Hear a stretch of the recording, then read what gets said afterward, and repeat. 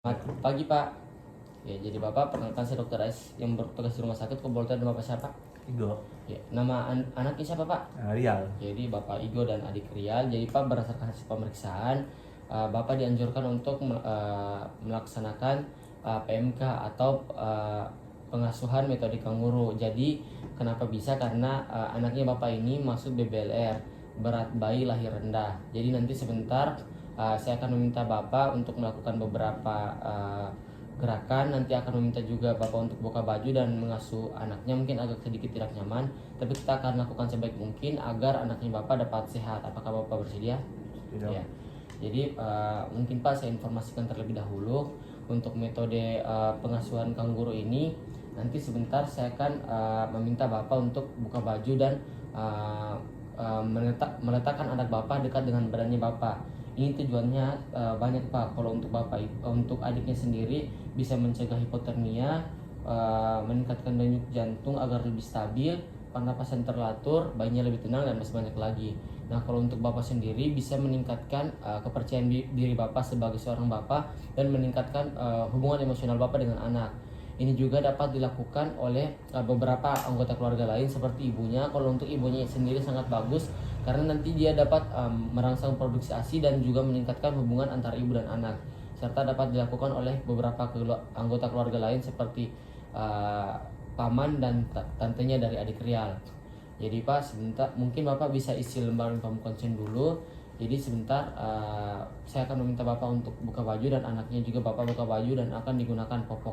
Masih ada yang mau tanyakan Pak? Tidak. Di sini setelah diinform konsen dan mengisi lembar inform konsen, pasien atau bayinya sudah dilepaskan pakaiannya dan digunakan popok, serta orang tua telah melepaskan bajunya juga. Jadi pertama-tama di sini saya akan menyiapkan kain untuk perawatannya, dan sebelum itu saya akan memastikan posisi bayinya dulu. Untuk lengan dan lututnya difleksikan seperti bentuk katak dan ditempelkan di dada orang tua, dan kepalanya akan ditolehkan ke kiri atau ke kanan dengan posisi sedikit menengadah. Selanjutnya saya akan memasangkan kainnya, Pak. Nah, di sini pertama untuk tali yang belakang kita akan tali yang bawah kita akan putarkan silangkan ke belakang dan kembali mengambilnya di depan, kemudian kita ikat di depan. Setelah itu tali yang bagian atasnya kita lewatkan pada ketiak orang tua, bawa ketiak orang tua, kita silangkan dan kita akan putar ke depan di atas bahu, dan kita akan ikat tali yang di belakang dengan tali yang di bawah, kita akan hubungkan. Dan setelah itu apabila ikatannya sudah erat, maka kita akan memeriksa apakah posisinya sudah baik. Kita akan pertama minta untuk ibu melepaskan tangannya, kita lihat apakah bayinya jatuh atau tidak. Nah, setelah itu kita akan meminta pasien, ibu ataupun bapaknya, orang tua dari adiknya untuk sedikit menunduk. Permisi Pak, bisa tunduk. Nah, di sini apabila bayinya tidak jatuh atau tidak goyang, berarti cara untuk mengikat bayinya ini sudah benar.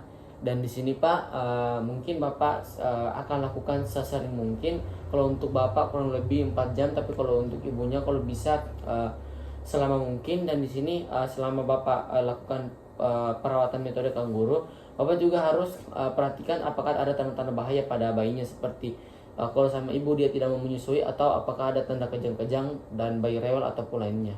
Ya, apakah masih ada yang bertanya Pak? Tidak. Ya, makasih Pak. Sudah.